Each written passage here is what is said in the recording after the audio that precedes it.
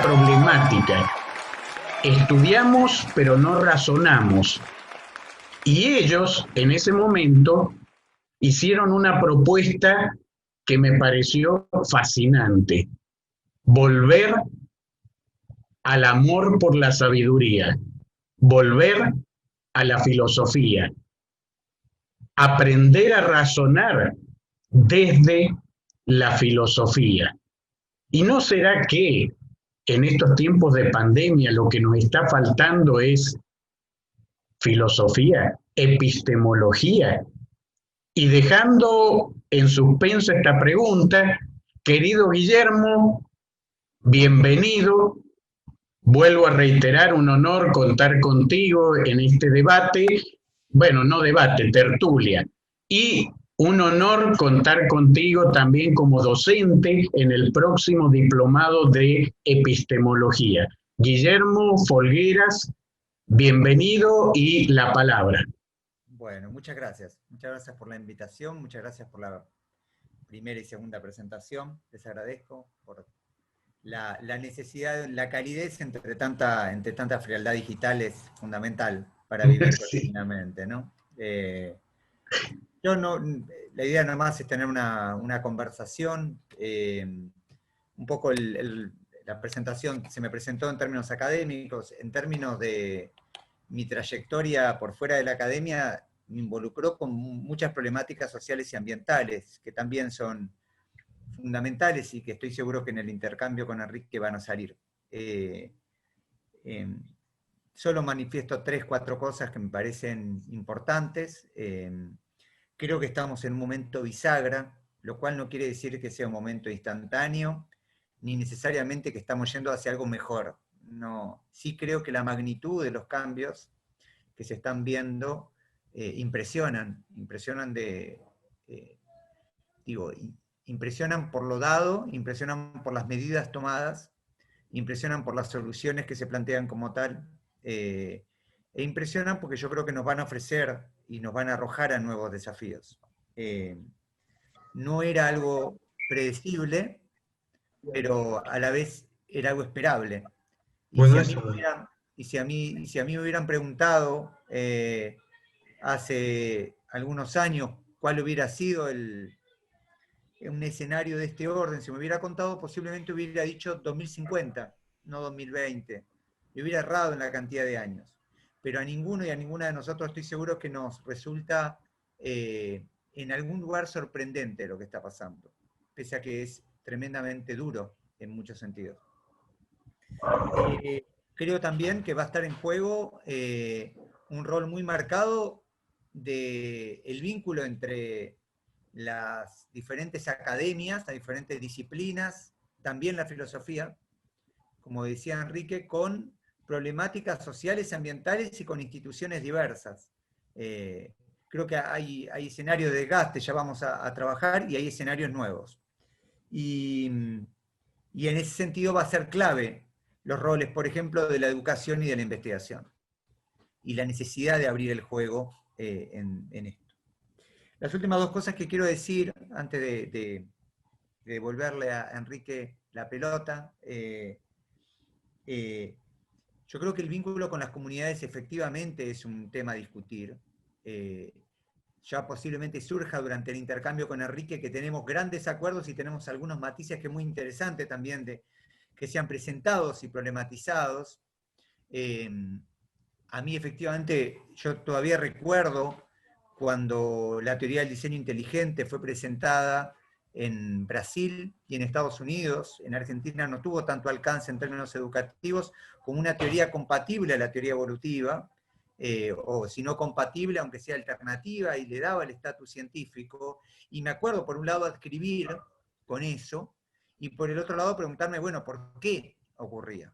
¿Qué estaba pasando socialmente que ocurría? Además de entenderlo en términos de relaciones de poder, que también vamos a hablar de eso, estoy seguro, ¿qué estaba ocurriendo? Y en ese sentido aparece también presente en lo que plantea Enrique, tanto en términos descriptivos como el terraplanismo, como en buscar alternativas, evidentemente que no son en clave científico-tecnológico, a problemas sociales y ambientales, e inclusive bajo un supuesto sustento científico, que eso también es algo importante.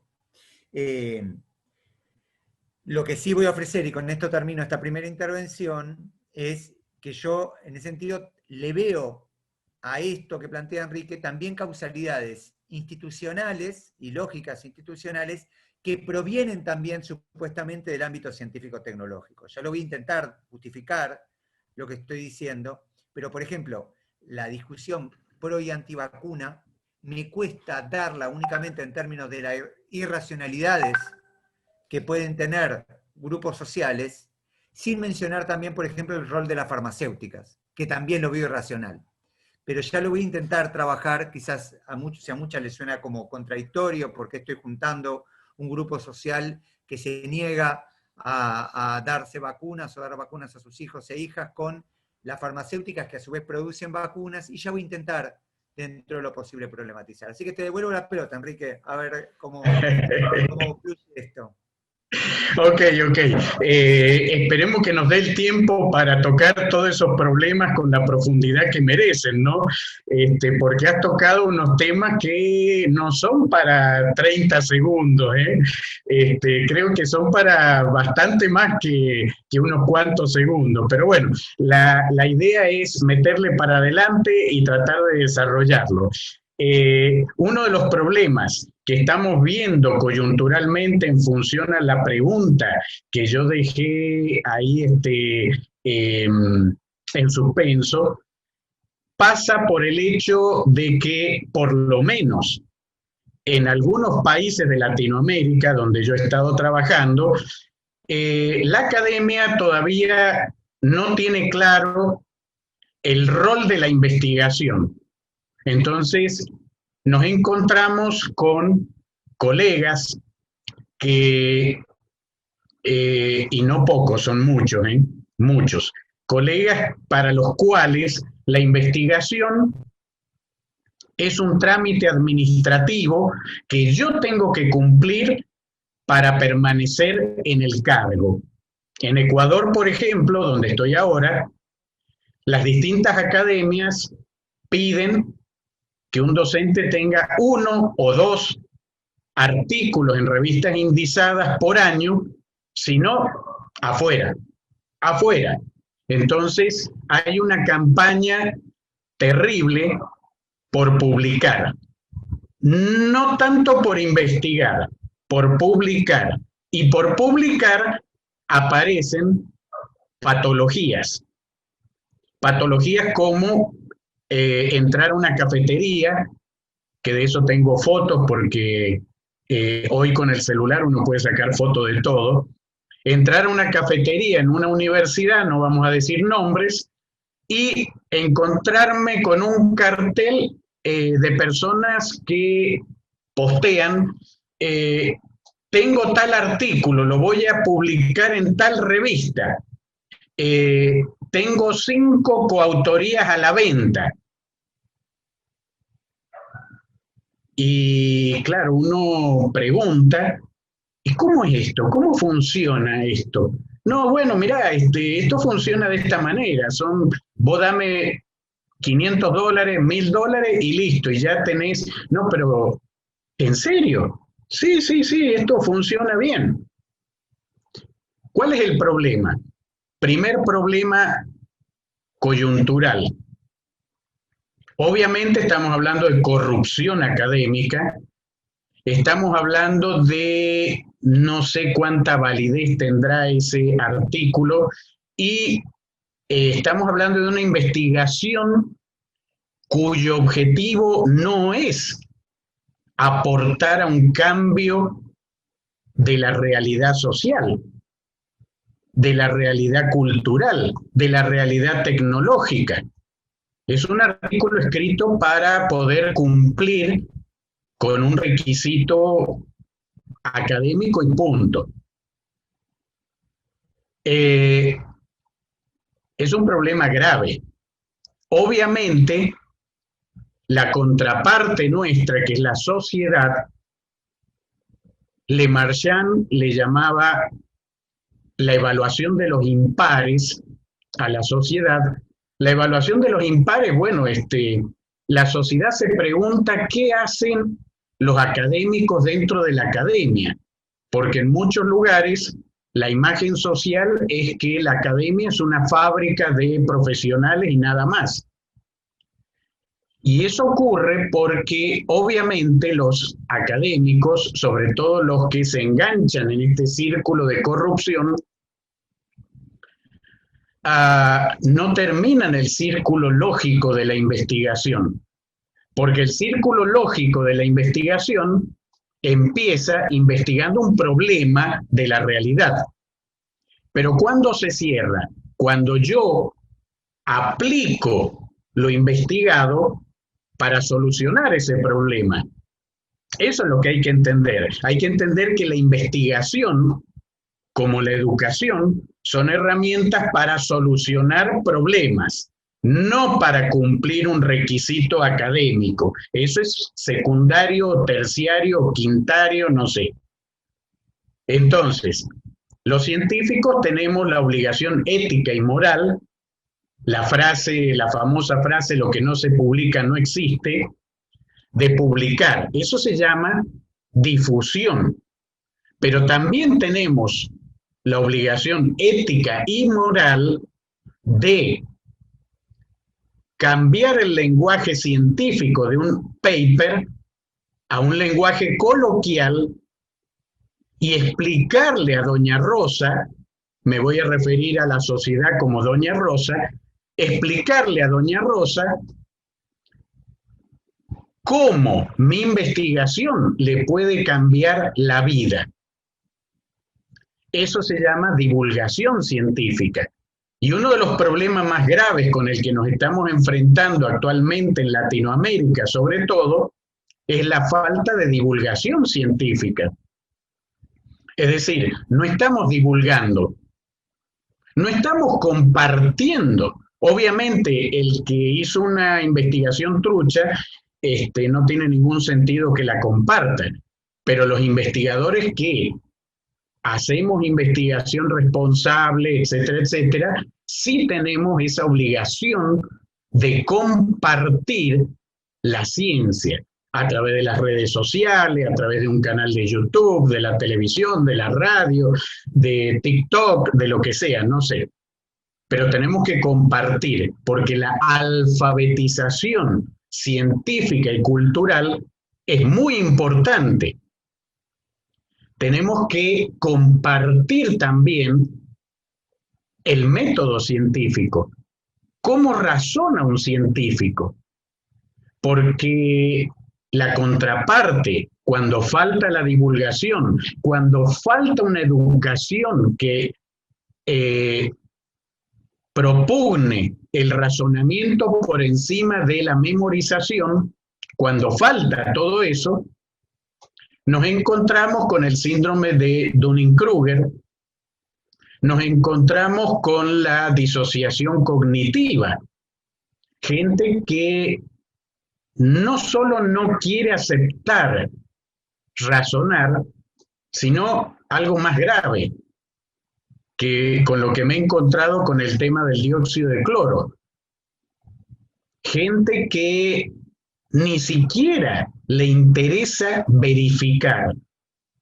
Me he encontrado con estudiantes de ingeniería ambiental que tienen mucha química, a los cuales yo llegué a plantearles un desafío racional, epistemológicamente, totalmente racional.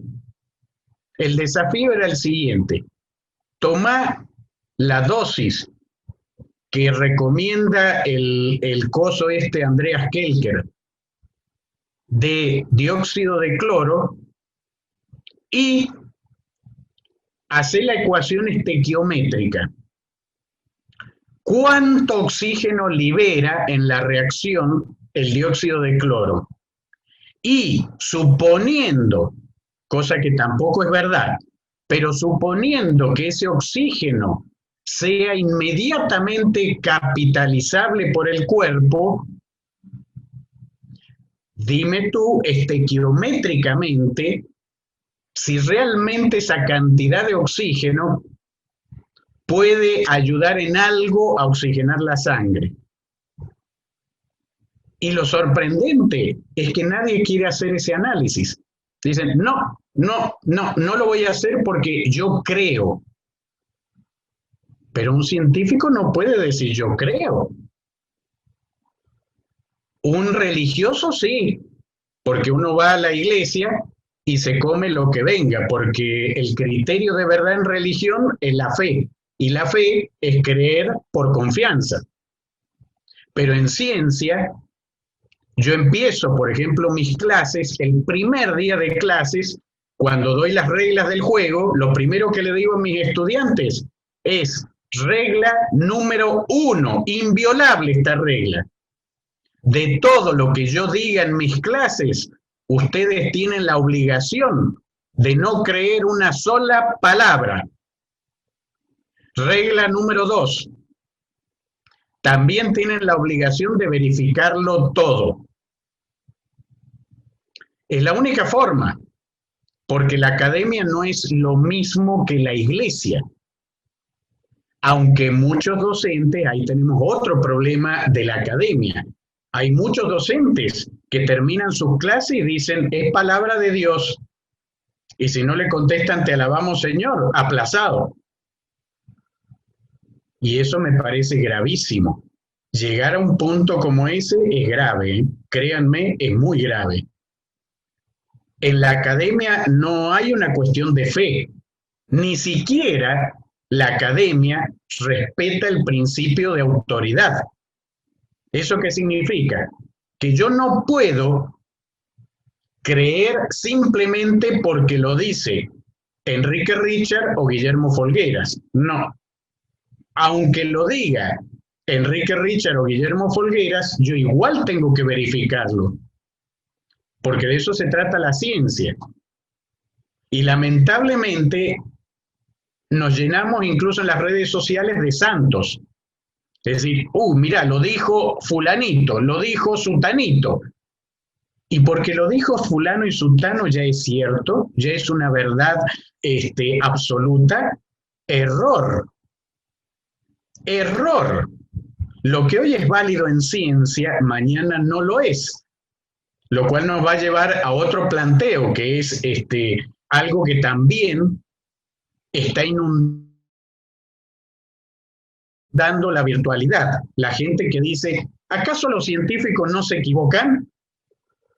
Pero, ¿cómo alguien que hizo estudios universitarios puede hacer un planteo así? Porque si cursó la universidad, tiene que saber que los científicos no solo se equivocan, conviven con la equivocación. Los científicos aprenden de la equivocación. Todos los científicos se han equivocado alguna vez, muchas veces, innumerables veces, y se van a seguir equivocando. El método científico es un método objetivo. No debería haber equivocación. No debería. Pero ¿cuál es el problema epistemológico? El que ejecuta el método científico es un ser humano, subjetivo y por lo tanto humano, imperfecto, que va a cometer N errores. Pero a partir del aprendizaje de los errores, nos acercamos cada día más a la verdad. ¿La ciencia conoce la verdad absoluta? No. ¿La conoceremos alguna vez? Sí. ¿Cuándo? En el infinito. No antes. Pero cada día que pasa la ciencia se acerca un poquito más a entender la realidad. El problema de entender la realidad radica en que tenemos que utilizar indicadores. Nosotros no podemos ver el pH, lo vemos a través de un indicador, pero directamente no lo vemos. Utilizamos indicadores para entender la realidad. Entonces, para darle la palabra a Guillermo,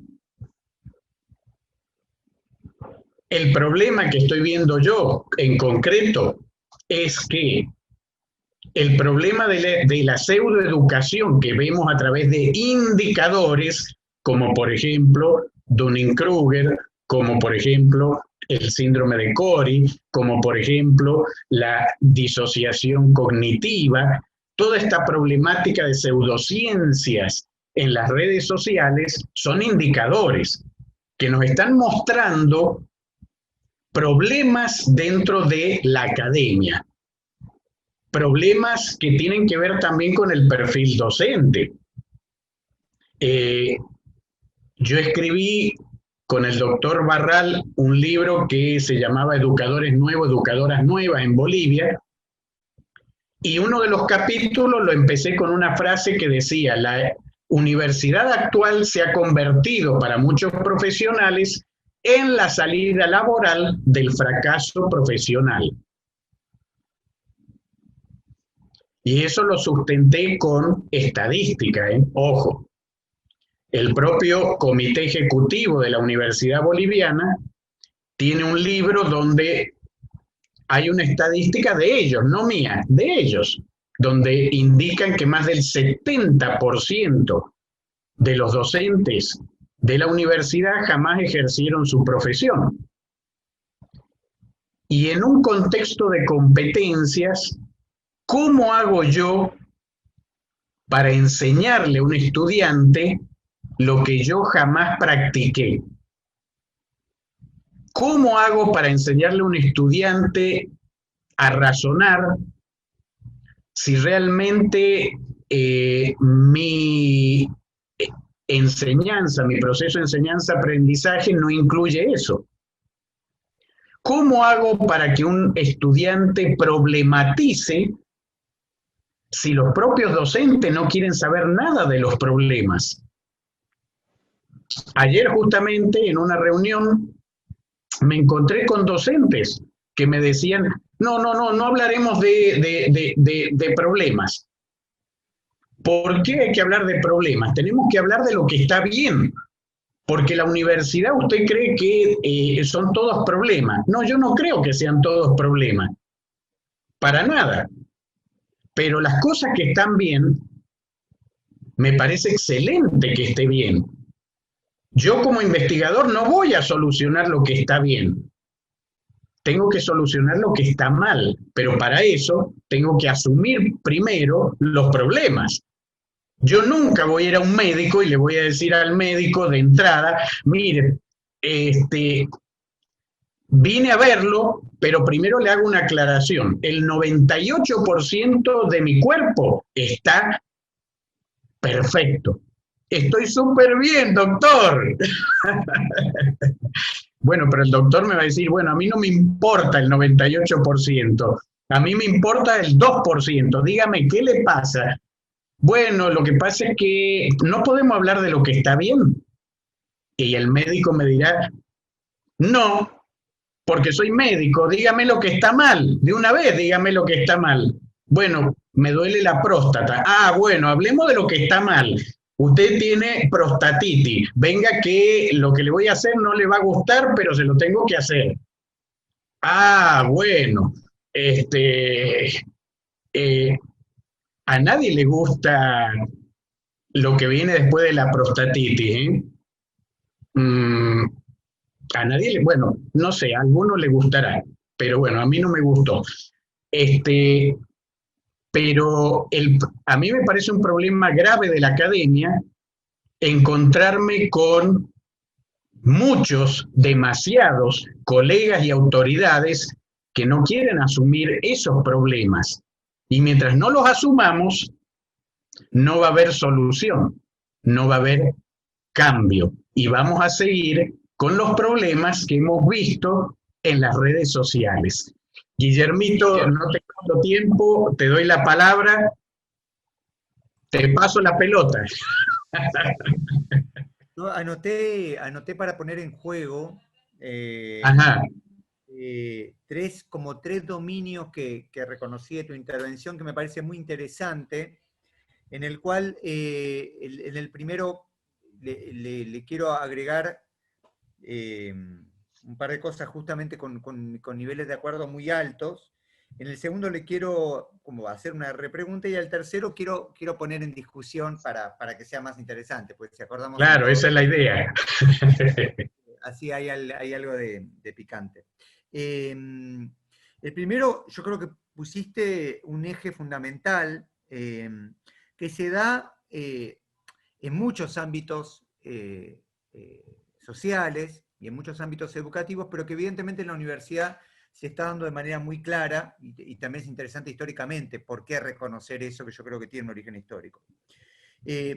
Una de las cosas que yo también reconozco en las universidades que tuve experiencia en trabajar y por diferentes motivos estar, es un rol que ha caído muy fuerte de la invención y la creatividad, que de alguna manera pone en diálogo con cosas que vos estás planteando. El lugar creativo, ese salto creativo que tienen los y las investigadores de diferentes lugares del mundo, pueden llegar a tenerlo, pero en todo caso aparece como algo mucho más individual, algo de ciertas proyecciones volitivas, ciertas cuestiones particulares, pero en ningún caso aparece como algo buscado en términos institucionales, sociales, de la academia como un todo. En cambio, como bien planteaste, y que yo creo que das en el clavo, el valor de la productividad es un gran valor que está dentro de la academia. Y la merma de una y el incremento del otro es un cóctel, sin lugar a duda, explosivo, porque de hecho se fomenta que las personas sean productivas y se fomenta que ese salto creativo sea bajo. Y agrego acá algo, sobre todo viniendo del tercer mundo, porque acá se juegan relaciones geopolíticas, entonces el nivel de Correcto. creatividad que se puede aceptar de alguien que vive en Europa o en Estados Unidos no es lo mismo de alguien que vive en Argentina, en Bolivia o en Ecuador. Eso lo vi mucho, obviamente lo sufro, como muchos y muchas de ustedes.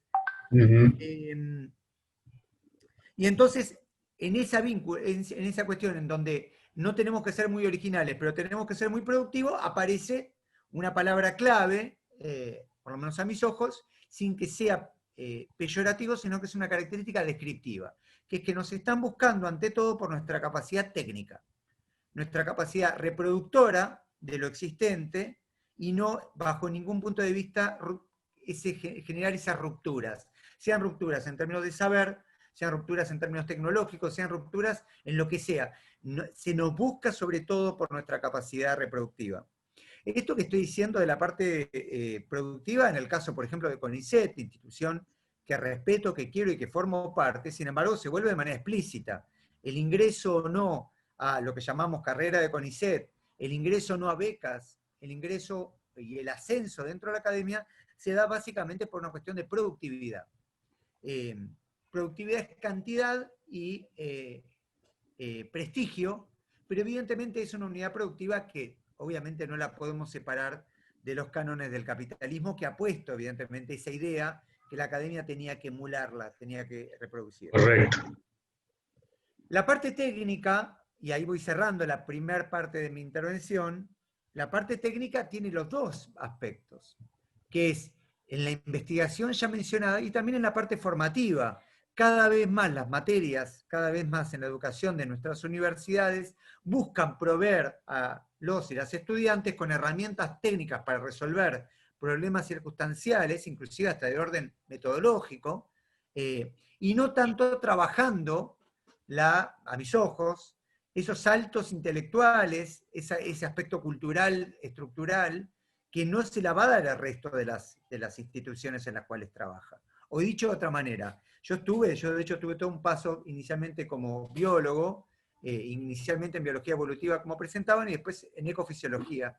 Y me pude formar en determinadas herramientas. Ahora, la parte metodológica, tanto del área evolutiva como de la parte ecofisiológica, no la aprendí en la materia, la aprendí en el hacer.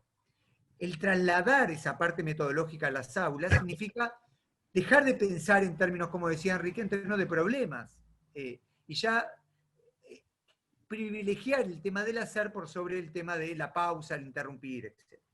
Esto como primer grupo, y solo para complementar, Enrique, tu intervención, que además me pareció muy, muy clara.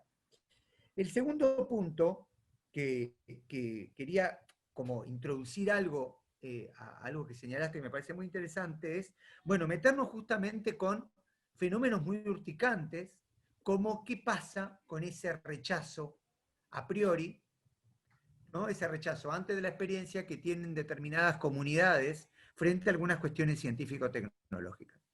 Y efectivamente yo ahí acuerdo con dos cosas. Primero, con la consolidación de determinados grupos. En muchos casos son grupos marginales, en otros casos son grupos de poder, ¿sí? Son grupos de poder, digo, Exacto. tenemos que discutir, por ejemplo, el rol de la Fundación Templeton que ha tenido en América Latina. Digo, hay verdaderos grupos que han instaurado temas, temáticas, y que han puesto en juego ese tipo de pensamiento, no lo quiero adjetivar, pero en todo caso no científico.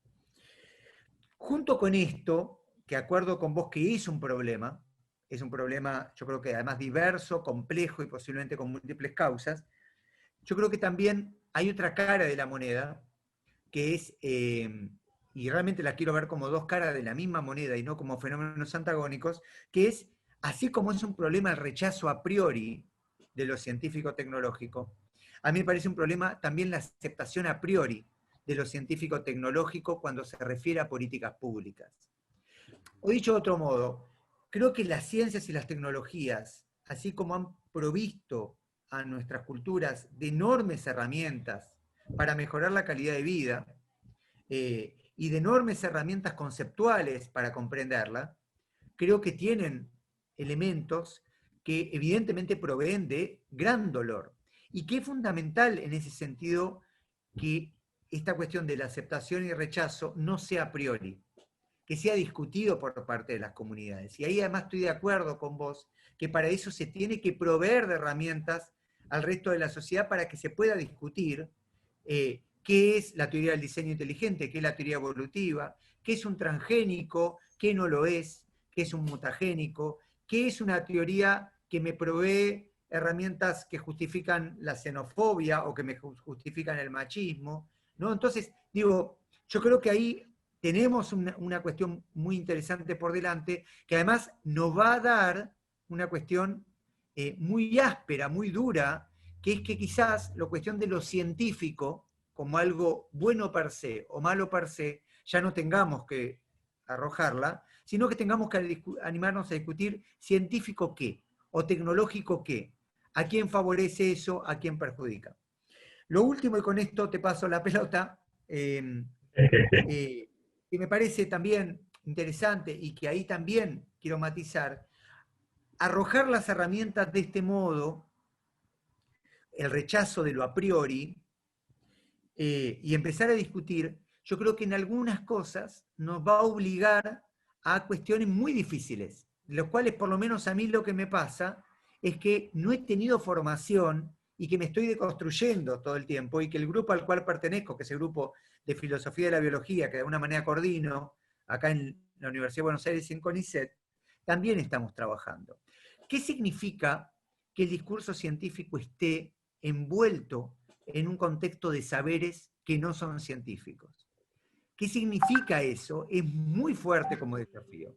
Porque además yo sé que en algunas cosas el discurso científico debe ser escuchado. Por ejemplo, si se me habla a mí del origen, si lo que se pretende es describir el origen de los seres vivos, yo no tengo duda que la teoría evolutiva responde con la clave más evidente, más justificada y necesaria de ser defendida.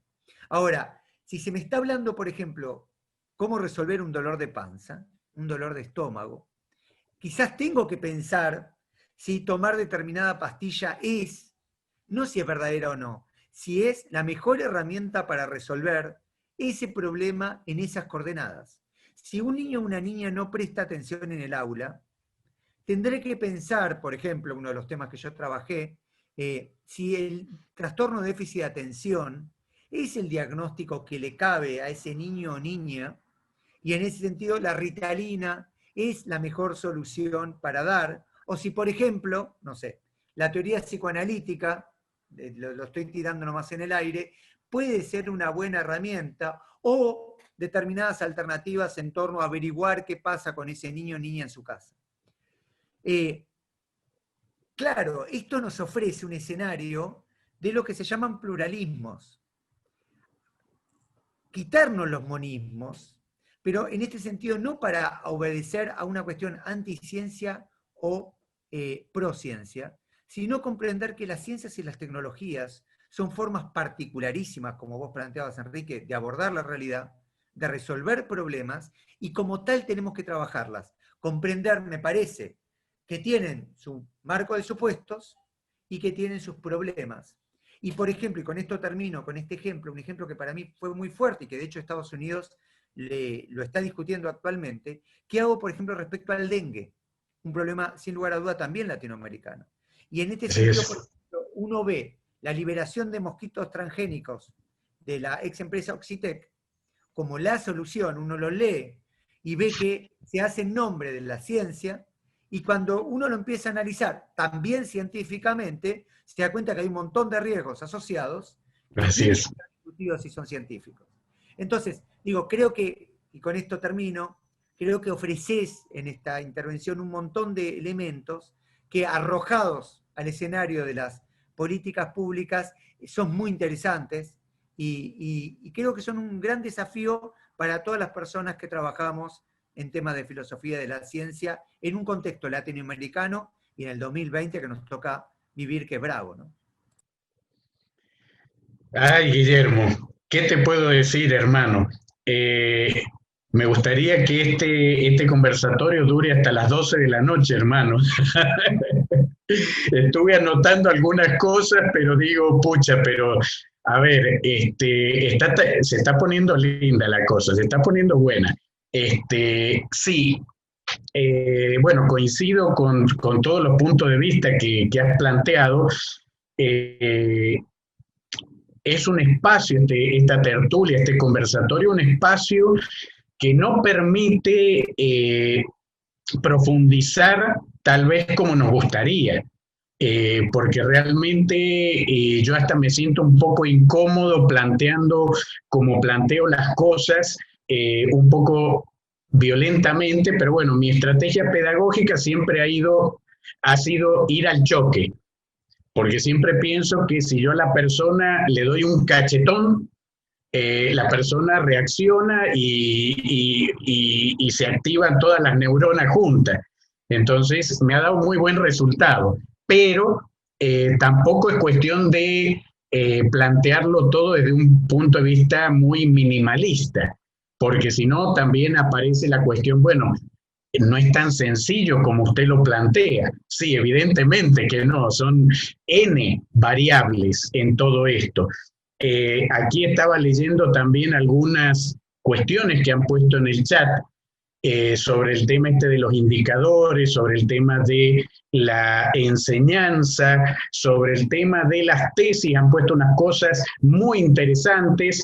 De las tesis simplemente remitirlos, yo escribí varios ensayos en el blog de la página de CIDE, que invito a visitar esa página, y en el blog escribí un montón de pesadillas vinculado al tema de tesis, así como hablé antes de el tema de la venta de coautorías, que lo he visto aquí en Ecuador. En Bolivia, uno abre el periódico La Razón del día domingo y se encuentra páginas enteras de empresas que se dedican a vender tesis. Y no solo venden y te hacen la tesis, sino que te hacen la tesis, te hacen el PowerPoint y te preparan para defender esa tesis.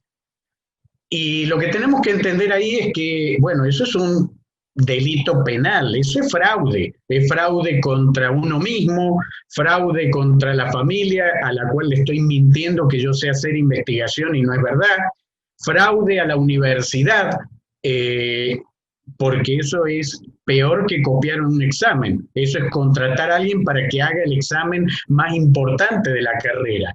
Y lo peor de todo es que después vienen los problemas como, por ejemplo, que esa persona después quiere hacer un posgrado, una maestría, un doctorado, y se encuentra con que lo que no aprendió en el grado a investigar, después salta en el posgrado. Pero bueno, eso es harina de otro costal. Hay otros indicadores vinculados también a este tema del proceso de enseñanza-aprendizaje, como han puesto aquí en alguna nota en el chat, sobre la alfabetización y qué sé yo, que, bueno, hay indicadores muy claros. Yo hice un programa de la Academia del Café Virtual Científico y Cultural sobre temas que a mí me preocupan. La reforma de 1918, Córdoba, Argentina, uno de los logros más fantásticos fue la libertad de cátedra. Otro fue, sin duda, el tema de la asistencia, es decir, la asistencia no obligatoria. Y varios colegas en Bolivia, en Ecuador, me preguntan por qué yo estoy en contra de la asistencia. Porque me parece un indicador de mediocridad. ¿El tema cuál es? Lo que planteaba la reforma, los reformistas, era que si un estudiante se pierde una clase, el castigo es perderse la clase. Ese es el castigo. Te la perdiste. Y era una clase de Guillermo Folguera, ¿eh? Ojo, no era cualquier clase, ¿eh? Te la perdiste, hermano. Pero ¿qué pasa con estos docentes que no tienen las competencias, como bien lo planteaste vos, Guillermo, que las competencias son fundamentales, el saber hacer es fundamental? ¿Qué pasa con esos docentes que lo único que hacen es replicar con puntos y comas lo que leyeron en un libro? O peor, lo que leyeron en un libro lo reescriben en un PowerPoint, lo proyectan y hacen karaoke, faltándoles el respeto a todos los estudiantes. Y ojo, no estoy hablando de excepciones, estoy hablando de una generalidad en algunos países, ¿eh? Entonces, esos docentes, lo más probable es que si la asistencia no fuera obligatoria, lo cual es una extorsión, y hay universidades que tienen peor todavía, la asistencia tiene premio. Si uno va a clase, al 80% de las clases tiene el 30% de la materia aprobada, solo por la asistencia, lo cual ya lo convierte en soborno. Entonces, ¿qué pasaría si no hubiera asistencia obligatoria? Pues muchos docentes se quedarían sin estudiante y ahí quedaría en evidencia su mediocridad. Esos son los docentes que yo me refería, que cuando terminan la clase dicen, es palabra de Dios, te alabamos Señor, listo, quedó ahí. Y son los que reproducen después el ciclo de el ciclo de no razonamiento, de el principio de autoridad, que no, como dije, no debería respetarse en ciencia, no tiene nada que ver. Pero bueno, lo cierto es que ese tipo de docente, ese perfil docente, es el que tampoco ni produce ciencia, ni divulga ciencia. Entonces, es un agujero negro dentro de la academia. Y hoy por hoy, la sociedad necesita más que nunca, sobre todo en Latinoamérica, necesita más que nunca una academia responsable. Una academia responsable que hoy brilla por su ausencia. Y aquí ya te voy a dar de vuelta la pelota, Guillermo. ¿Y brilla por su ausencia en qué sentido? Latinoamérica no se caracteriza por tener los políticos más brillantes. De hecho, casi es una competencia. Compitamos a ver quién tiene los peores políticos, los más corruptos, los más todo. En esa estamos, en una carrera a ver quién tiene los peores políticos. Porque la epistemología, la filosofía, el aprender a razonar, también ayuda hasta para saber votar. Entonces, hoy por hoy, algo que hablábamos ayer, Guillermo, y ahí ya te voy a pasar la pelota para que empecemos con ese tema, hoy por hoy resulta que en Latinoamérica también están aprovechando la cuarentena o la 180 los políticos, empresarios, capitalismo, como quieramos llamarle, para hacer de las suyas, aprovechando, aprovechando la cuarentena. Y la academia no está teniendo el acompañamiento que la sociedad necesita. Entonces, Bolivia, Argentina, está con incendios que obviamente los directos interesados que dicen, no, cayó un rayo y solitos se produjeron. Hay, no sé, como 30.000 focos de incendio, pero parece que ese rayo tenía como 30.000 bifurcaciones y se hicieron solos. Sabemos que estadísticamente hay lugares eh, donde ocurre un incendio, donde podría ocurrir espontáneamente. Pero la mayor parte de los incendios nunca son espontáneos, son provocados. Pero bueno, no estamos viendo un acompañamiento social de este problema por parte de la academia. No estamos viendo el correcto acompañamiento, porque ha habido un acompañamiento en otras problemáticas como la minería a cielo abierto, como el problema de las factorías chinas en Argentina con los chanchitos. No estamos viendo el acompañamiento, la divulgación necesaria, que la academia ocupe los espacios que ocupan los órganos de poder, por ejemplo.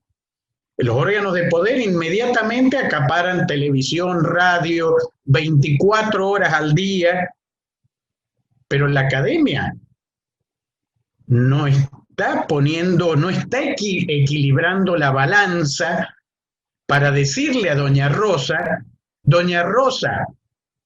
¿sabe qué? Yo le voy a dar, no le voy a decir esto está mal. Yo lo que voy a hacer como académico es darle las herramientas para que usted piense, razone y decida. Decida si esto está bien o esto está mal. Pero estamos en un silencio de radio notorio. Y en las redes sociales se ven muy pocos académicos. Para la cantidad de universidades que hay en Latinoamérica, para la cantidad de docentes, investigadores que tenemos en Latinoamérica, si uno mira las redes sociales, son siempre los mismos nombres y apellidos los que aparecen, las mismas personas. Y somos muy pocos, Guillermo, ¿eh? La pelota, Guillermo. Ahí va.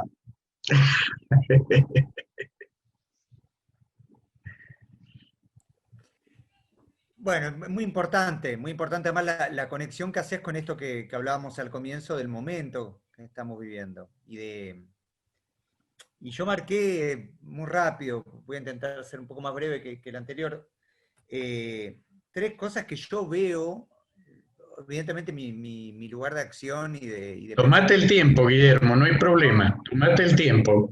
No hay problema. Gracias.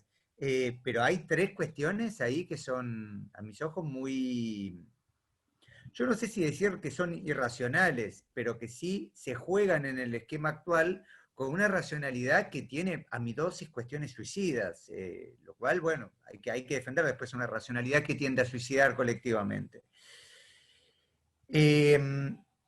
En el caso, el análisis que voy a hacer en el caso de la cuarentena es principalmente de Argentina, si bien sigo realidades del extranjero, es lo que más conozco.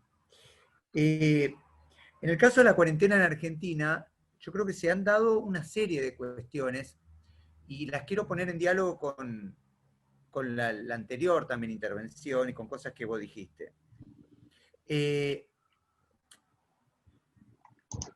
Se juega acá un escenario de toma de políticas de Estado, con algunas diversidades entre los estados, inclusive con algunas diversidades hacia adentro de los estados. Yo en particular estoy en Buenos Aires y entiendo que son los lugares más grandes, que se ha jugado con mayor extensión la política del aislamiento obligatorio, y vamos más de 5 meses, digo, de aislamiento obligatorio, es mucho tiempo, y eso que yo tengo las condiciones materiales cubiertas. Imagínense lo que es gente que no tiene las condiciones materiales cubiertas, estar 5 meses sin salir de su casa, no es realizable, evidentemente. Pero muchas de las tomas de políticas, uno acuerde más o acuerde menos, reitero, el aislamiento obligatorio yo obviamente lo cumplo, pero digo, es una cuestión a discutir si es la mejor política que se puede tomar, es en nombre justamente del discurso profesional y científico. Entonces, ahí justamente yo creo que se empiezan a jugar cosas que son muy interesantes de lo que antes veníamos hablando más en abstracto y ahora se vuelve mucho más concreto y más cotidiano, que es qué ciencias y qué campos profesionales, y dentro de eso, qué posiciones dentro de las ciencias y qué posiciones dentro del campo profesional me permiten a mí concretar con creces o concretar con éxito los objetivos involucrados. Y eso es discutir ciencia, el vínculo entre campo profesional y políticas públicas. Podemos en América Latina discutir, porque ahí empieza otro discurso. Cuando yo a veces planteo esto, algunas personas levantan la mano, en algún caso inclusive hasta funcionarios, y me han dicho, América Latina no está preparada para decirle a la gente que puede discutir con un científico. Y ahí es donde se apela a cosas que creo que vos de alguna manera ya planteaste, Enrique, cosas como el principio de autoridad, cosas que además a la ciencia a largo plazo no le termina siendo un bien. Porque justamente yo creo que la ciencia enriquecida, la ciencia que sale con sus pilares firmes, con sus fundamentos firmes y que logra sin mayores riesgos establecer vínculos. Claro que hay relaciones de poder, como decíamos. Pero en todo caso sí creo que es este plural, en este caso ya no un plural entre saberes científicos y no científicos, sino este plural de campos epidemiológicos que tenemos que activar. Y entonces ahí entra la segunda parte, ¿no? O sea, ¿qué significa activar un plural de campos epidemiológicos? Por ejemplo, cuando yo hablo tan ligeramente de la salud, preguntarme, ¿qué es la salud? Según diferentes versiones, según diferentes posiciones. Y claro, y ahí tengo mundos, porque según la OMS tendrá que ver con un equilibrio de bienestar, y según, por ejemplo, campos que ustedes tienen cerca a Braille, en la epidemiología popular, ahí que trabaja en Ecuador, Jaime Braille, tiene una cuestión dialéctica con la naturaleza, entonces no puedo pensar la salud por fuera de la naturaleza. Y son Así es.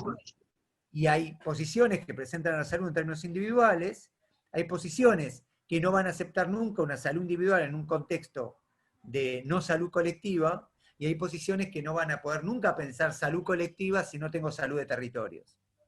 Y yo creo que ese plural enriquece mucho, reitero, a los y las filósofos de la ciencia nos da un dolor de cabeza enorme, porque el criterio de demarcación, ¿dónde quedó? ¿Dónde queda la contradicción? Yo creo que nos empieza a arrojar un terreno mucho más de pantano. A mí en particular, entrar en esos territorios me dio solo placeres, pero claro, nos genera colectivamente problemas, todo el tiempo nos genera problemas. Y de hecho, nos ha pasado que alguien viene, por ejemplo, y nos dice, pero ustedes son anticiencia. Nosotros decimos al revés, lo que nosotros queremos es una buena ciencia. Entonces, yo creo que se ofrece un escenario muy interesante. Los otros dos puntos que yo creo que ofrece discutir también qué racionalidades hay en juego de este contexto que vos abriste, muy interesante, Enrique, es, bueno, el contexto de sobre qué estamos trabajando, sobre qué están trabajando las políticas estatales o muchas de las búsquedas empresariales. Y no trabajan sobre las causas, trabajan sobre las consecuencias. Inclusive escenarios como el de la vacuna, está trabajando sobre las consecuencias, no sobre, por ejemplo, la generación de virus, los escenarios de pandemia mediante origen zoonótico, como aparentemente es esto, De hecho, uno de los trabajos que me pidieron que haga a partir de una convocatoria de gente de Italia, me pidieron que haga un aporte. Y una de las cosas que me puse a trabajar era qué metáfora se suele usar con el tema del COVID. Y una de las cosas que aparece muy claro es la noción de impacto, ¿no? La pandemia nos ha impactado. Uno puede pensar que esa palabra es aleatoria y de hecho se usan otras palabras. Pero es una palabra, si ustedes la buscan mañana, van a ver que es una palabra muy usada. ¿Es casual que se use impacto? No, no es casual. Tiene que ver con una forma particular de conceptualizar a esta pandemia. ¿Y qué forma es esa? Y es similar a, ¿para qué usamos impacto? Entonces ahí hay un libro muy interesante de Manuel Liscano, que es Las metáforas que nos piensan, y Manuel Liscano dice que la gran idea del impacto la usamos en general, si se fijan en su interior, para meteoritos golpeando a la Tierra. El impacto por excelencia es un impacto de un meteorito que golpea la Tierra. Entonces, si uno rastrea y le hace caso a Manuel Liscano y dice, bueno, ¿qué características asociadas tiene el meteorito y la noción de impacto y la Tierra? El meteorito no tiene causas. No hay causas. Nada ha llevado al meteorito, salvo el mero azar, a que entre en la misma dirección que la Tierra. Entonces, gran parte de las personas que han impulsado, de los movimientos que han impulsado, de las instituciones que han impulsado la noción de impacto, si uno las trabaja, no conectan los sistemas causales con lo que está ocurriendo. Y eso es una barbaridad, y yo justo con Armando, con vos, estos días en la charla, le contaba que una de las cosas que me ha encontrado muy ocupado en las últimas 3, 4 semanas, tiene que ver con un proyecto muy importante acá de duplicar la matriz productiva de carne porcina mediante una inversión con China, ¿no? Una inversión mixta. ¿Por qué lo traigo a cuento? Bueno, porque a China se le murió un porcentaje muy grande de cerdos por la aparición de un virus. China externaliza costos y riesgos y los trae acá a Argentina. ¿Para qué? ¿Por qué China pagaría más caro el kilo de carne? Bueno, porque no quiere tener riesgos zoonóticos. No quiere tener posibilidad. Y Argentina lo adscribe. Y entonces acá vuelvo a lo que vos planteabas, Enrique. Hoy el Estado argentino, que supuestamente además en muchos campos vinculados con la salud está siguiendo a profesionales, no está siguiendo a profesionales básicos de la epidemiología, que dicen a cuatro vientos, que lo reproducen en los papers, etcétera, ojo con las producciones industriales de carne, con vacas, con aves, con cerdos, etcétera. Ojo porque saben, pueden generar escenarios zoonóticos, además de que pueden generar mortalidad y además pueden incrementar la resistencia bacteriana, un montón de cosas que la ciencia ha denunciado. Y entonces ahí aparece, Enrique, la importancia de lo que vos planteabas, que bueno, cómo esto se vincula, el discurso científico con las políticas públicas, y usar ciencias, en general yo trato de hacer eso también en mis clases, en plural. Atreverse a saber que hay ciencias y qué hago con esa pluralidad que se me ofrece. Termino con lo último, que también es algo que yo creo que le da cierto carácter mágico a muchas de las políticas públicas implementadas, que es la idea de pensar que lo que estamos viviendo tiene un carácter excepcional. En el caso de Argentina, como vos planteabas, está lleno de focos de incendio. Estamos esperando que cuando entren las épocas de lluvia vengan las inundaciones. Créanme que es una cosa increíble. Terrible. Muy rico en la capacidad productiva y estamos sufriendo las consecuencias directas de, por un lado, lo que hablábamos antes, de que no tiene causa. ¿Por qué hay inundaciones? Porque llueve mucho. ¿Por qué hay fuego? Porque llueve poco. Pero en lugar de pensar y entender que los sistemas y los ecosistemas tienen capacidad de sostenerse en buenas condiciones, lo que pasa es que están enfermos, entonces no logran responder a eso. Y la idea de que esto no nos va a volver a pasar, pero sostenido en nada. Y la verdad es que es mucho más probable que esto vuelva a pasar y que el año que viene tengamos un escenario parecido, ojalá no sea así, más que sin que no estemos trabajando ninguna de las causas que lo motivan. Así que me encanta cómo abriste, Enrique, a discutir la coyuntura actual, también latinoamericana, y te paso la bola a vos. Fantástico, Guillermo.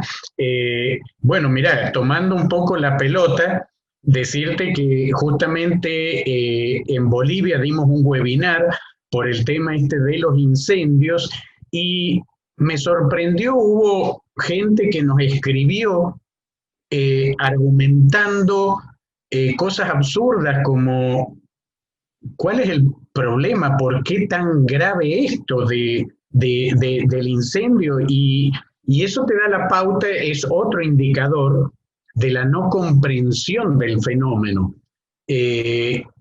Seguimos sin entender la lógica de que, bueno, más allá de los servicios ambientales obvios, yo quemo un bosque, quemo un pedazo de Amazonía, un bosque chiquitano, y estoy quemando un productor de oxígeno, productor de agua, un retensor de agua, bueno, todos los servicios ambientales habido y por haber, pero estamos en un contexto de pandemia.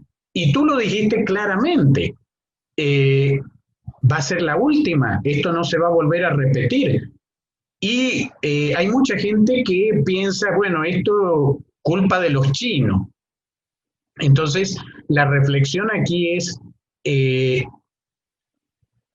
tenemos claro este tema de los virus, porque la gente, por ejemplo, cree que el virus está en los murciélagos, el virus vino de China, y se olvida que vivimos en una virósfera.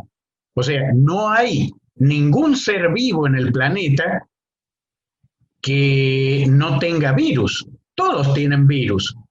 Hasta los virus son infectados por otros virus. O sea, es bien complicada la cosa. Ahora, aprender a razonar. ¿Cuán importante es aprender a razonar? Ecuador, Bolivia, he visto algo en Argentina también de esto. La gente que con este tema de la superstición, por ejemplo, matando los punta estaca, que en Argentina le dicen el urutaú, las lechuzas, porque si una lechuza grita es señal de que alguien va a morir, es un indicador de muerte, ojo. Entonces, la forma de evitarlo es buscarla a la lechuza y matarla. Con las víboras pasa lo mismo. Bueno, pero estamos hablando de ¿qué? De un controlador biológico de los roedores. Y los roedores son vectores de hantavirus y otros tantos virus que son propios, endémicos de Latinoamérica.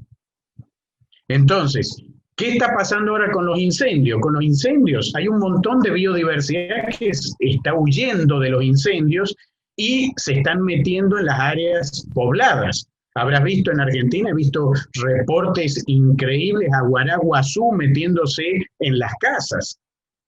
O sea, algo que me parece fascinante, pero bueno, espero que me los traten bien a los aguaraguazú porque es un bichito que amo.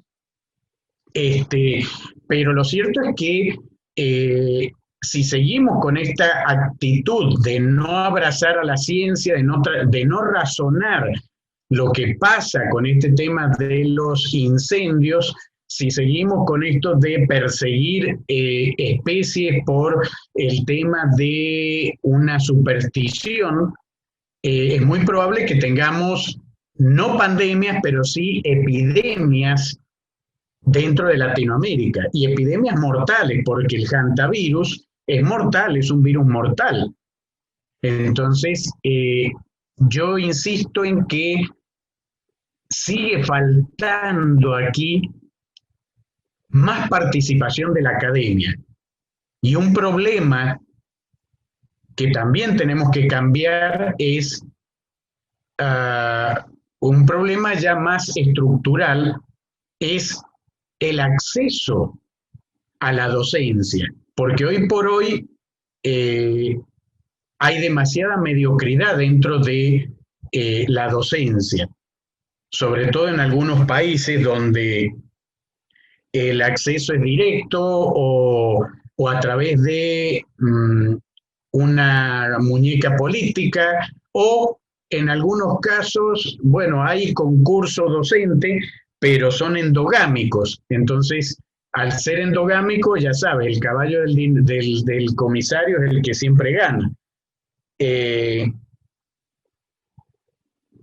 Tenemos que cambiar la academia, porque cambiando la academia vamos a tener un papel más protagónico, porque inclusive uno de los planteos que muchas veces me hacen en mis cursos y conferencias es la academia no tiene el apoyo financiero que debería tener. La investigación no tiene el apoyo financiero que debería tener. Claro. Pero mientras no mostremos una evidencia sustancial de que lo merecemos, eso tampoco va a ocurrir. O sea, mientras no le creamos a la sociedad la necesidad o simplemente no le creamos el hecho de que la ciencia es imprescindible para el desarrollo social, político, económico de un pueblo, mientras la sociedad no esté consciente de eso, la sociedad no va a apoyar a la ciencia. En Argentina, yo he sido investigador del CONICET también, pero yo me acuerdo, no sé si tú te acuerdas, Guillermo, el famoso cacerolazo que hubo cuando el gobierno de Menem quiso cerrar el CONICET. De esas aberraciones que cada tanto aparece algún iluminado con una aberración de ese tipo, ¿no? Pero el problema, ¿cuál fue? En ese cacerolazo, los que manifestamos fuimos los investigadores, pero el pueblo no acompañó a los investigadores y no los acompañó porque no entendían. O sea, sí, hay gente que investiga, existe el CONICET, pero doña Rosa no sabía para qué servía el CONICET. Y ahí volvemos otra vez al tema de la divulgación como motor de transformación de la realidad social. A través de la divulgación podemos ejercer un efecto de presión, como lo llamaba Lemarchand, de presión social que reditúa en un mayor apoyo a la investigación. Creo que seguimos fallando en ese tema. Alguien me dijo en una charla anterior, el problema es que la divulgación no se valora en la evaluación docente. Bueno, pero eso hay que cambiarlo. También otra cosa, otro prejuicio que veo mucho en la academia es cuando colegas míos me dicen, lo que pasa es que el reglamento ya está así. Bueno, pero para eso está la autonomía. La autonomía permite que un consejo académico se reúna y diga, esto está mal, lo vamos a reestructurar, vamos a cambiar los reglamentos y listo. Entonces yo no lo veo tan complicado. De hecho, yo he sido parte del consejo facultativo de la Facultad de Ciencias Naturales en Tucumán. He sido parte del consejo universitario en la Universidad Nacional de Tucumán y he sido coautor de varios reglamentos. He participado en comisiones para modificar un montón de reglamentos. Entonces yo no puedo aceptar que me digan, no, eso no se puede hacer porque ya está reglamentado. Eso es hasta anticientífico, decir algo así. ¿Por qué anticientífico? Porque, ¿cuál es la lógica de la investigación científica? Lo que hoy es válido en ciencia, mañana no lo es. Y no hay verdades absolutas tampoco en ciencia. Entonces, si yo me abrazo un reglamento, lo que estoy haciendo es abrazar un dogma. Y eso es un pecado capital en ciencia. ¿Cómo voy a abrazar un dogma? No, el dogma es para cuestionarlo en todo caso, no para abrazarlo y casarme y tener hijos con ese dogma, por favor. Entonces, ya para empezar con este tema del cierre, con nada se nos ha ido 1 hora y media, pero para ya empezar a cerrar un poquito esto, eh, creo que la academia eh, tiene muchos problemas. Tiene muchos problemas y uno de esos problemas es que no queremos afrontar los problemas que tenemos. Y si no solucionamos los problemas de la academia, va a ser muy difícil que podamos acompañar a Doña Rosa, a la sociedad, en la solución de los problemas sociales, culturales, políticos. La caridad bien entendida empieza por casa. Entonces, primero, yo creo que tenemos que tener una mirada interna, una autocrítica de nuestros problemas, ver cómo solucionar nuestros problemas desde adentro y proyectarnos a la sociedad como la sociedad necesita que la academia se proyecte en ella. Porque hoy por hoy, querido amigo, en Latinoamérica, yo veo que no estamos acompañando a la sociedad como la sociedad lo merece. El manifiesto liminar de la reforma, hay una parte que dice que la extensión es el deber ético y moral que tiene la academia de iluminar a la sociedad y de sacarla de las condiciones que la oprimen.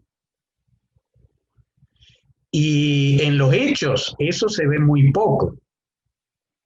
Es un deber ético y moral, no porque lo diga yo, que también lo pienso, pero la reforma en 1918 ya lo decía, ya hablaba de esto, de que la academia tiene que ser el acompañamiento creíble.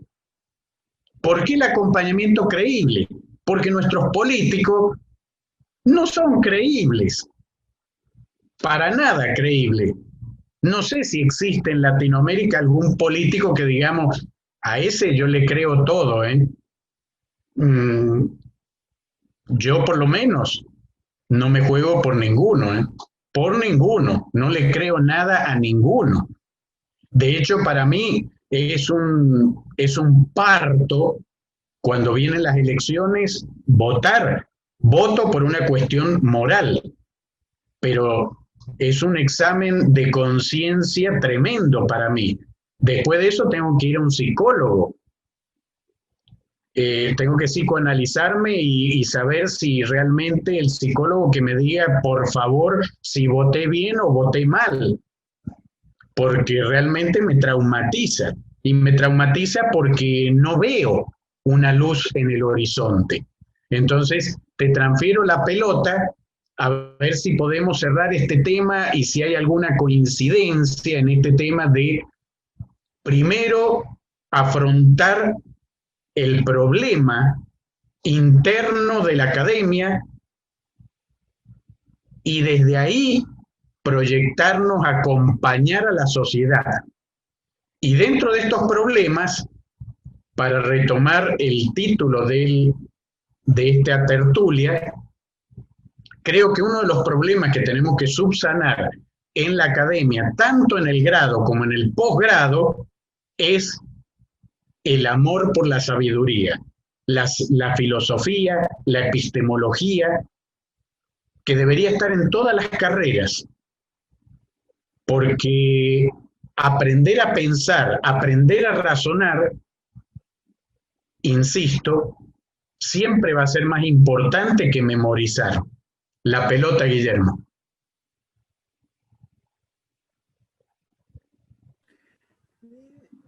Solo para agregar, evidentemente, gran parte del desafío es repensar y repensarnos. tratar de, como varias veces ya dijimos, comprender un poco problemas sociales y ambientales. Yo tengo una preocupación también con la academia, que me hace acordar ahí a Walter Benjamin, con el oyente, la necesidad de escuchar. Yo creo que tampoco la hemos trabajado mucho, escuchar los problemas. Me parece que a veces la academia en general tiende mucho más a preocuparse, a inventar problemas, como vos decías al comienzo, a los fines de autorreproducir su propia existencia, más que de efectivamente ir a problemas. Y para eso yo creo que hay que escuchar más que mover la rueda del ratón. Pero evidentemente estamos hablando en general, habrá que ver cada caso en particular. Y lo otro que quiero agregar, para no pisar y también para que no se haga muy tarde,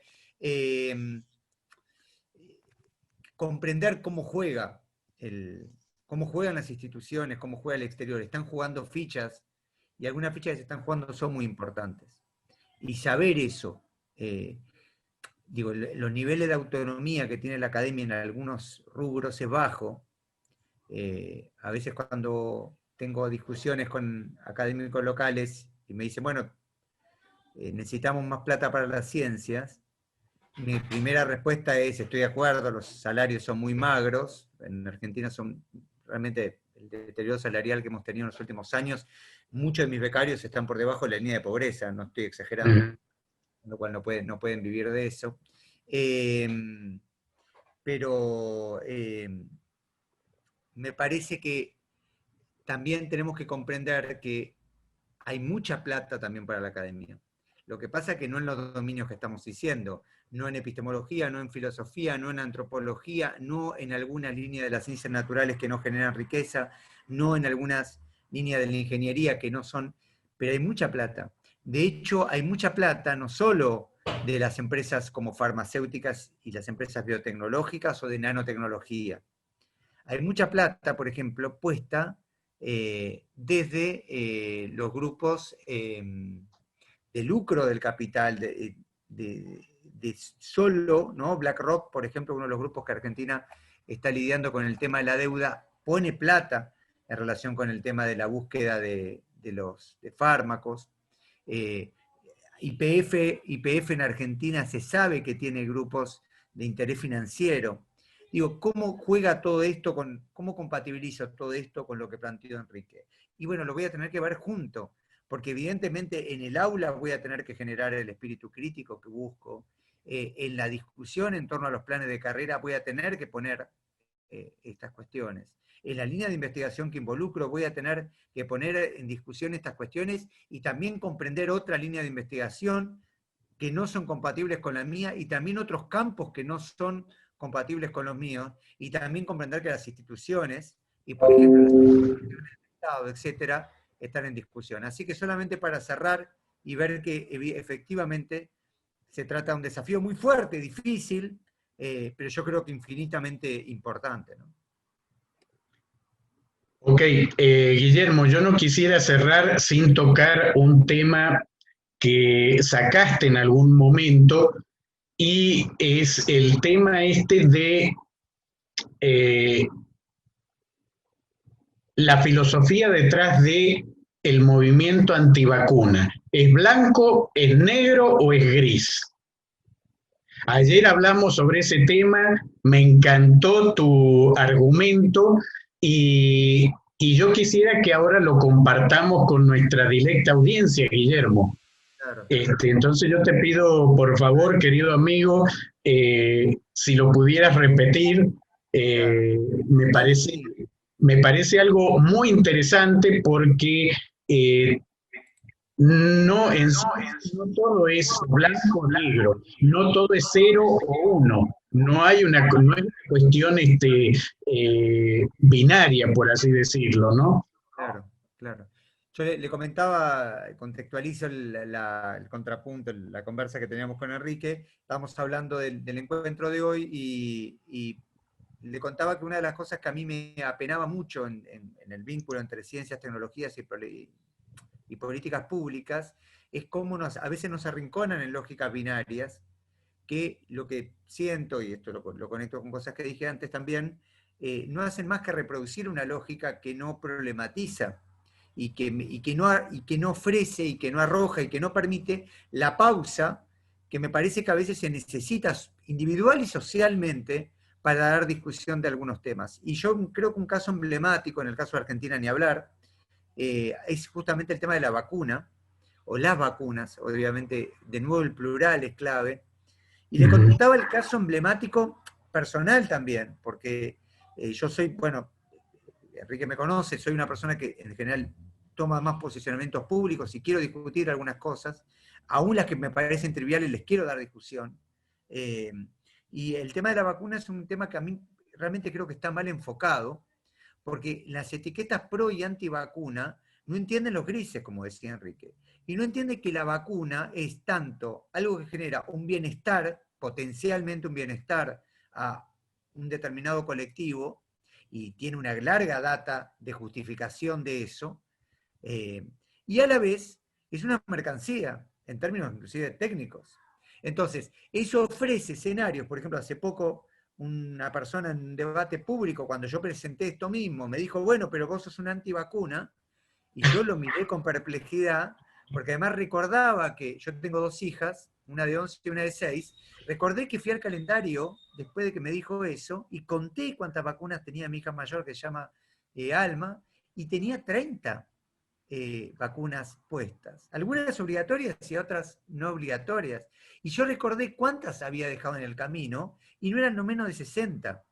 Entonces, digo, me parece, y creo que Enrique también lo está tirando por esto, que ofrecer la discusión, la problematización, la pausa, y algo que se entienda bien en qué sentido lo digo, discriminar, diferenciar, entender que no es lo mismo, por más que lo diga un científico, algo que genera un bienestar, algo que no lo genera, algo que tiene riesgos muy importantes asociados y algo que no los tiene, algo que me genera una mejora de calidad de vida, algo que no lo genera. No sé, Enrique, si querés agregar algo respecto a esto de las vacunas. Bueno, yo, como te dije ayer, coincido también totalmente. Esto no es ni blanco ni negro, esto es gris. Pero lo único que yo agregaría es que en esta discusión, por ejemplo, que lo han planteado como tú bien lo indicaste, en un carácter binario, están los antivacunas y los pro vacuna, y punto. Entonces, en esta discusión de blanco y negro, una cosa que yo he observado es, por ejemplo, que los antivacunas hablan, por ejemplo, de que la vacuna tiene no sé cuántos efectos secundarios, pero como conversábamos ayer, nuevamente nos está faltando el razonamiento lógico. ¿Cómo alguien puede pensar que si yo me inyecto antígenos en mi cuerpo, no va a haber una reacción? Tiene que haber una reacción porque la vacuna está hecha para eso, para que exista una reacción. Entonces, la vacuna es antígeno, que tiene que provocar la producción de anticuerpos, esa es la reacción. Entonces, van a haber reacciones, van a haber efectos secundarios. O sea, esperar una vacuna que no genere efectos secundarios, bueno, es como esperar a Papá Noel el 24 de diciembre a las 12 de la noche. Eso no va a pasar, pero eso hay que razonarlo con lógica. O sea, nuevamente, la importancia de la filosofía detrás de esto, aprender a razonar. ¿Cómo alguien puede pretender que la vacuna no genere un efecto secundario? Lo va a tener, pero ahí está la cuestión, razonar. En la cuestión, a ver, pensemos, vamos a poner en la balanza costos y beneficios. Los costos, bueno, me puede provocar fiebre, una reacción alérgica, no sé, esto, lo otro, pero no me voy a morir. Ah, bueno, entonces me pongo la vacuna. Ahora, también puedo decir, no, yo soy Superman o soy He-Man y bueno, y no, yo no voy a tener problema. Listo. no me la pongo, punto. Pero pensar, o como he visto también algunos mensajes por ahí, voy a esperar una vacuna sin efectos secundarios, eso van a esperar demasiado tiempo porque eso no va a pasar nunca. De hecho, no hay ningún medicamento que no tenga efectos secundarios. No lo hay. Eso es imposible que exista. Es lo mismo que mm, cualquier cosa en su justa medida va a tener un impacto o consecuencias mínimas. Pero incluso hay gente que a mí me dice, no, todo lo natural es sano. Y yo le digo, a ver, tomate un vasito de cicuta, a ver qué tan sana es la cicuta. No, pero tómatela y después hablamos. Todo tiene una consecuencia. Incluso, bueno, en los buenos tiempos, como buenos argentinos, una buena parrillada, pero si uno come carne roja todos los días, también vas a tener problemas secundarios y fregados, vas a tener problemas de gota, vas a tener una proteinuria muy alta que te puede traer problemas renales. Es decir, que hasta en eso hay que guardar un equilibrio y no ser, como bien lo planteaste tú, extremista. O es blanco o es negro, es cero o es uno. Lo natural es sano y lo artificial es malo. No, no, no, no. Hay que buscar el equilibrio y el equilibrio hay que buscarlo desde el razonamiento, desde poder evaluar una relación costo-beneficio de esto. Entonces, vacuna sí, vacuna no, y depende, depende. Yo estoy en la edad de riesgo, yo me la voy a poner a la vacuna, yo no me la voy a jugar, porque además yo soy buzo, he sido buzo desde los 12 años y me encanta bucear en apnea, aguantando la respiración. Y todavía aguanto bastante, aguanto 2 minutos y algo la respiración. Entonces yo pensando digo, ok, me agarro un coronavirus y después de eso, ¿cómo me van a quedar los pulmones? Mm, si es que me salvo, obviamente, porque estoy... Entonces yo hago, hice en mi cuaderno me puse a hacer, a ver, los pros y los contras. Bueno, ganó la vacuna. Ni bien salga la vacuna, con efecto secundario me la pongo. Pero es mi caso particular. Y yo no voy a hacer como hacen los conspiranoicos que toman la excepción y generalizan desde la excepción. Aplican el inductivismo como les da la gana. Entonces, eso no. Realmente eso no. Guillermito, te regalo 12 minutos si quieres para tocar otro tema o hacer el cierre. No, no, por mi parte estoy. Yo no sé si alguien quiere hacer un comentario, pregunta, no sé cómo lo habías pensado vos, Enrique. Por mi parte estoy de vuelta agradecido y un gusto que podamos intercambiar, además con tantas personas de América Latina, ¿no? Yo en lo personal, más allá de la frontera de los países, me parece que América Latina tiene en su diversidad, como planteé, una unidad cultural, obviamente enriquecida con diferentes procesos migratorios que se fueron dando, pero tiene una unidad cultural muy importante y la verdad que poder estar en contacto y tanto en estos términos como en términos institucionales me deja sumamente contento. Así que el agradecimiento en ese sentido. Pero por mi parte, Enrique, estoy. No sé vos si tenías pensado algo más. Bueno, la idea de este webinar era, como parte de las políticas del Centro de Investigación y Desarrollo, eh, mostrar el cuerpo docente. Eh, la idea de CIDE es predicar con el ejemplo. O sea, no se trata de yo critico que esto está mal. Ok, yo sí hago la crítica, pero soy propositivo. Entonces, CIDE acogió la propuesta de hacer cursos de posgrado, por eso este diplomado que estamos haciendo contigo, Guillermo, hacer cursos de posgrado, pero con docentes que sean referentes en un tema, que como bien indicaste tú, que tengan muy claro y que hayan hecho el saber hacer. Entonces, si vamos a cambiar la academia, tenemos que hacerlo predicando con el ejemplo. No se trata solamente de la crítica gratuita, de si yo critico y tiro la piedra y escondo la mano. No.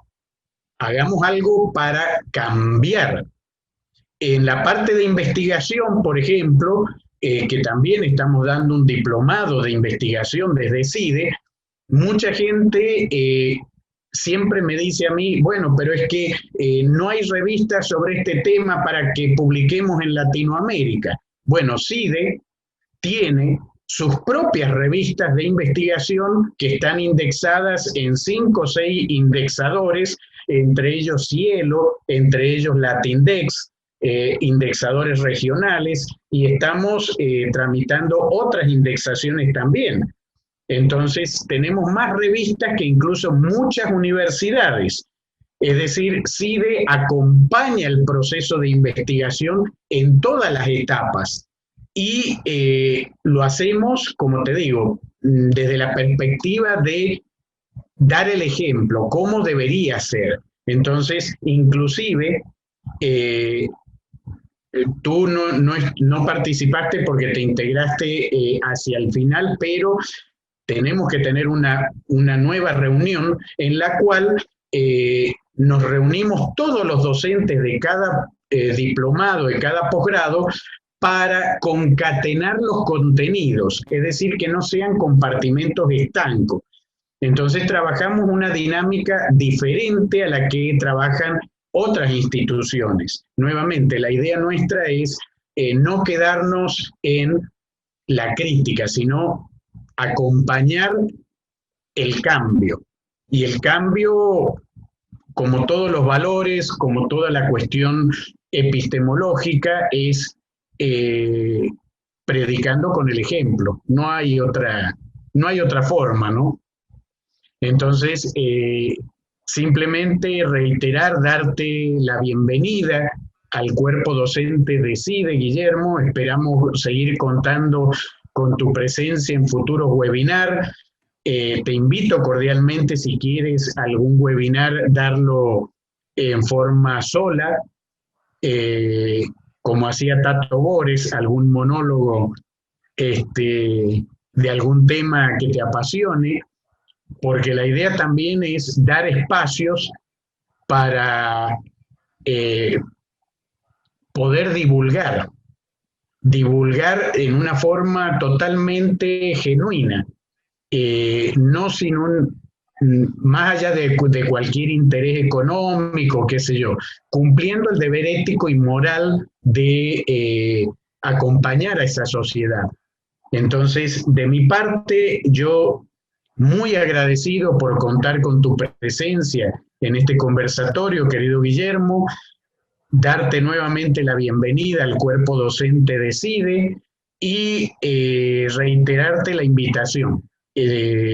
Los medios de CIDE están a tu disposición para el momento que quieras dar un webinar internacional, organizar una tertulia totalmente con invitados que tú quieras hacerlo de la mejor forma posible, en fin, los medios a tu disposición, querido Guillermo, y nuevamente, muchísimas gracias.